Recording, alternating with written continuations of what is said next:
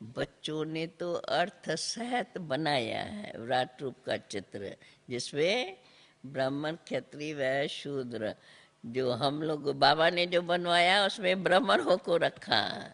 ब्राह्मण चोटी, देवता सिर, वो चोटी ब्राह्मण और देवता सिर, क्षत्रिय भुजाएं, वैश्य पेट और शूद्र पैर।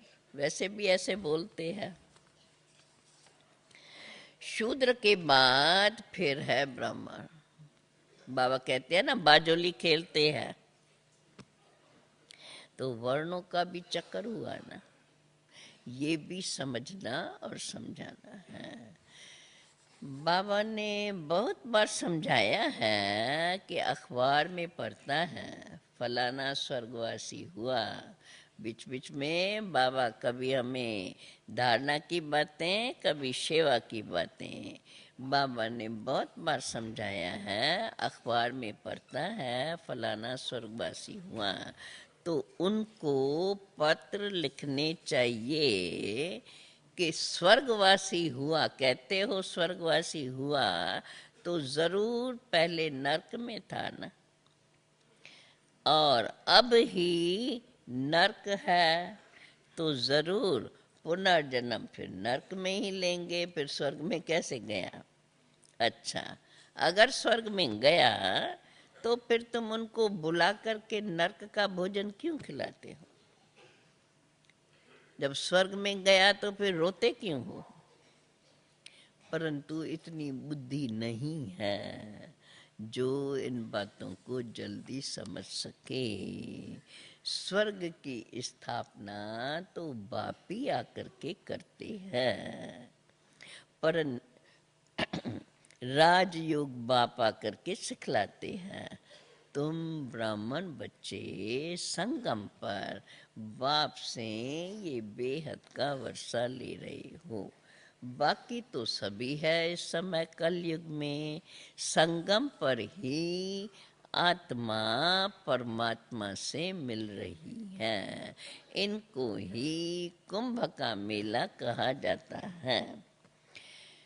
तुम ज्ञान गंगाएं ज्ञान सागर से निकली हो, चढ़ता है नशा, भाई भी ज्ञान गंगाएं हैं। बाबा तो दोनों को यही एक कहते हैं, ज्ञान गंगा अर्थात जो ज्ञान औरों को दे करके पतितों को पावन बनाए। तो बाबा कहते हैं तुम बच्चे ज्ञान गंगाएं हो, जो ज्ञान सागर से निकले हो। भक्ति मार्ग में तो समझते हैं गंगा में स्नान करने से पावन बन जाएंगे।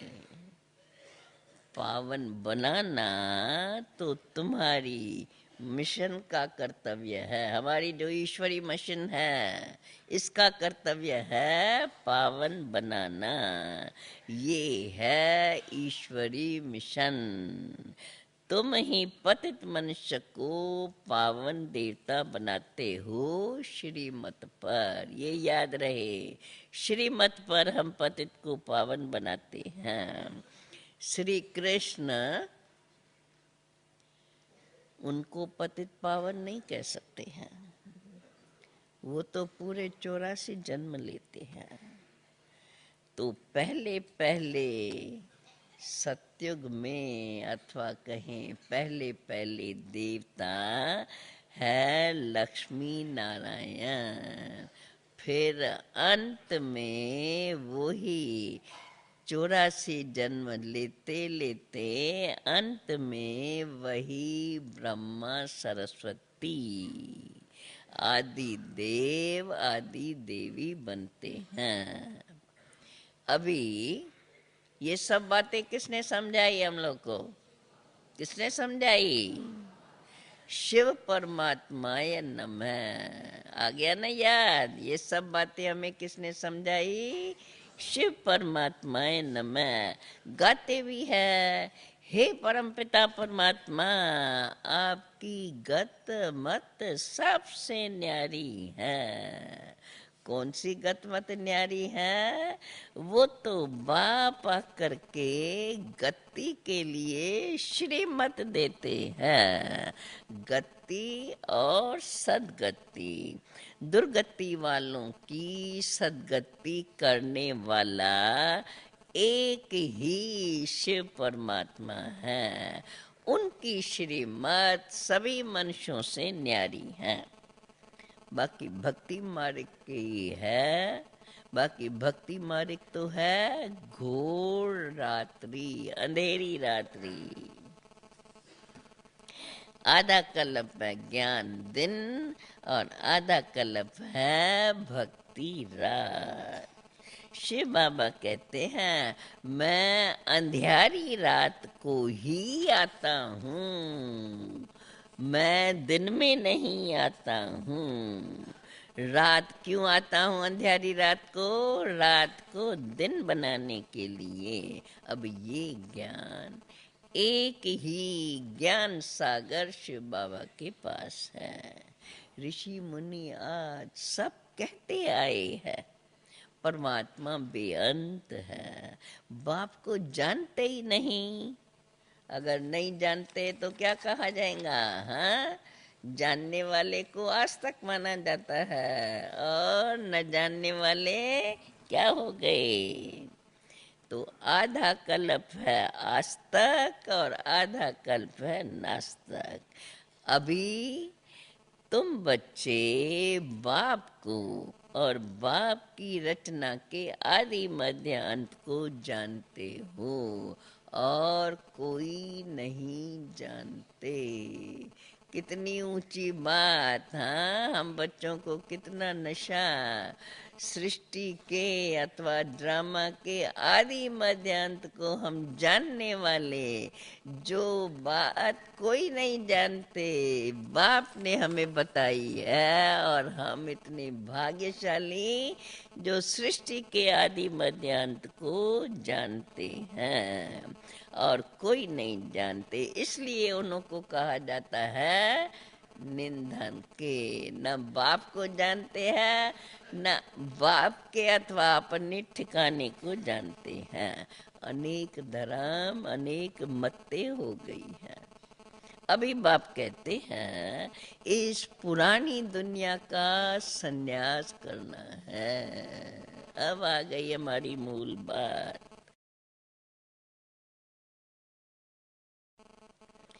याद करना है शांति धाम और सुख धाम को। जितना याद करेंगे उतना ही ऊंच पद पाएंगे। भल ग्रस्त व्यवहार में रहो परंतु पवित्र जरूर बनो। बाकी धंधा आज भी बाबा कहते हैं भले करो, क्योंकि उसके बगैर तुम्हारी गृहस्थी कैसे चलेंगी। और सिर्फ भले ग्रस्त व्यवहार में रहो, धंधा दूरी करो, परंतु पवित्र जरूर बनना है और बाप को याद करना है। बाप कहते हैं देखो मैं सोनार भी हूँ। सोनार का काम क्या है?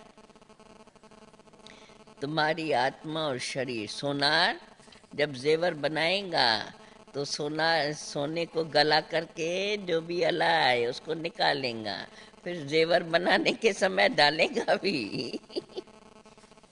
तो बाबा कहते हैं मैं तो सोनार भी हूँ। तुम्हारी आत्मा और शरीर दोनों ही अभी पतित बन गए हैं। इसलिए तुम्हारी आत्मा जब पावन बने तब फिर शरीर भी तुम्हें पावन ही मिले। सच्चे सोने का जेवर भी तो ऐसे ही बनेगा ना। अब तो तुम्हारी आत्मा और शरीर दोनों ही आयरन एजेड के हैं। फिर पावन बनाने के लिए बाप ही आकर के तुम्हें ये युक्ति बताते हैं। इसलिए गायन है तुम्हारी गत मत न्यारी। बाबा कहते हैं सो तो श्रीमत सबसे न्यारी ही है। बाप कहते अभी तुम बच्चे जानते हो, ये जो बाप हमें श्रीमत दे करके सदगति का रास्ता बता रहे हैं, तो अभी तुम बच्चे जानते हो ये सदगति का रास्ता एक बाप के सिवा और कोई बतला ही नहीं सकते। गायन जो हुआ है तो जरूर बाप कुछ करके गए हैं, तब तो उसको ऊंचे ते ऊंचा बाप कहते हैं। अभी है कलयुग, और फिर बनेगा, क्या बनेगा? फिर बनेगा सतयुग। अभी तुम बच्चे कहाँ बैठे हैं? हम सृष्टि का कौन सा समय? अभी हम सब संगम पर बैठे हैं। तुम ब्रह्मा मुख वंशावली ब्राह्मण हो। बाबा कहते हैं अभी तुम कमल फूल समान पवित्र रहते हो। अब है तुम्हारी माया के साथ युद्ध। माया से ही कई फेल हो जाते हैं। काम का गुस्सा जोर से ऐसा लगता है जो फेल हो जाते। बाबा इसलिए बाबा बार बार खबरदार करते हैं, बच्चे खबरदार रहो। अगर गिरा फिर तो किसी को भी तुम नहीं कह सकते हो कि काम महाशत्रु है। बाप ने तो समझाया है, अभी तो कहते हो, परंतु अगर तुम काम विकार के वश हो गए तो फिर किसको भी ये कह नहीं सकेंगे। बाप कहते हैं चलो एक बार चोट लगती है फिर पुरुषार्थ करो,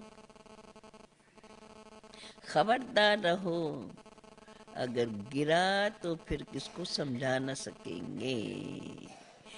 बाप तो कहते हैं अच्छा एक बार हराया, दूसरे बार फिर पुरुषार्थ करो, फिर दूसरे बार भी हराया तो फिर पुरुषार्थ करो। अगर तीसरे बार हराया तो फिर खत्म, पद भ्रष्ट हो जाएगा। प्रतिज्ञा की है तो उस पर पूरा पूरा रहना है। प्रतिज्ञा करके फिर पतित नहीं बनना है। परंतु बाबा तो दोनों ही बात बताएंगे ना, क्योंकि बाबा के आगे सभी बच्चों के समाचार आते हैं। पुरुषार्थ तो सब करते हैं, चलते चलते माया वश होते हैं, वो भी बाबा के पास समाचार हैं। प्रतिज्ञा की है तो उस पर पूरा रहना है। प्रतिज्ञा करके फिर पतित नहीं बनना चाहिए। परंतु सभी तो अपनी प्रतिज्ञा पर कायम नहीं रहते हैं, गिरते भी रहते हैं, और कोई तो फिर बाप को छोड़कर चले भी जाते हैं। बहुत भागने वाले भी हैं, अभी भी है ना, ऐसे आगे चल करके भी फिर ऐसे बन जाते हैं। अंत में तुमको पूरा पूरा साक्षात्कार होगा कौन क्या बनेंगे। परंतु बच्चे बाबा कहते अब तो तुम्हें पूरा पूरा पुरुषार्थ करना चाहिए। जो पुरुषार्थ करेंगे वो उच्च पद पाएंगे, जो नहीं करेंगे, अगर किसको दुख देंगे तो खुद भी दुखी होकर मरेंगे। बाप तो सबको सुख देने वाला है, तो तुम बच्चों का भी काम है सबको सुख देना। कर्मणा में भी किसको दुख दिया तो दुखी होकर मरेंगे और पद भी भ्रष्ट हो जाएगा। बाप के साथ, जब बाप के आकर बच्चे बने हो, ऊंचे ते ऊंचा बाप और प्रजापिता ब्रह्मा भी ऊंचे ते ऊंचा, सारी विश्व का रचता। तो ऐसे बेहद के बाप के आकर बच्चे बने हो, तो बेहद के बाप के साथ पूरा पूरा फरमान बरदार और वफादार होकर के रहना है। समझा? अच्छा, मीठे मीठे सिकील दे बच्चों प्रेत, मात पिता बाप दादा का याद प्यार और गुड मॉर्निंग। रूहानी बाप की रूहानी बच्चों को नमस्ते। रूहानी बच्चों की रूहानी बाप को नमस्ते। अब सुनो फिर धारणा के लिए मुख्य सार। सबसे पहला सार क्या आएगा? हाँ, जो लास्ट में सुना, क्या सुना लास्ट में? बाप के साथ वफादार फरमान बरदार होकर के रहना है, कभी भी किसको दुख नहीं देना है। दूसरी पॉइंट, बाप से पूरा पूरा वर्षा लेने के लिए पवित्र बनने का पुरुषार्थ करना है। काम की चोट कभी नहीं खानी है, इससे स्वयं को बहुत सावधान रहना है। मुख्य धारणा की बातें। अब फिर सुनते हैं वरदान। आज जल्दी मुरली पूरी हो रही है, 10 मिनट योग करेंगे, याद है? हाँ, करेंगे योग, योग करेंगे, बीच में कोई नहीं उठेगा। आज का वरदान, संतुष्टता के खजाने द्वारा हद की इच्छाओं को समाप्त करने वाले सदा संतुष्ट मणि भव। संतुष्टता के खजाने द्वारा हद की इच्छाओं को समाप्त करने वाले सदा संतुष्ट मणि भव। बाबा कहते हैं, जिनके पास संतुष्टता का खजाना है, उनके पास सब कुछ है। जो थोड़े में संतुष्ट रहते हैं, उन्हें सर्व प्राप्तियों की अनुभूति होती है। और जिसके पास संतुष्टता नहीं है, उसकी अगर एक इच्छा पूरी होंगी तो और 10 इच्छाएं उत्पन्न हो जाएंगी। इसलिए हद की इच्छा मात्रम अविद्या, तब कहेंगे संतुष्ट मणि। स्लोगन है आज का, स्मृति का स्विच सदा ऑन रहे तो मूड ऑफ कभी हो नहीं सकती।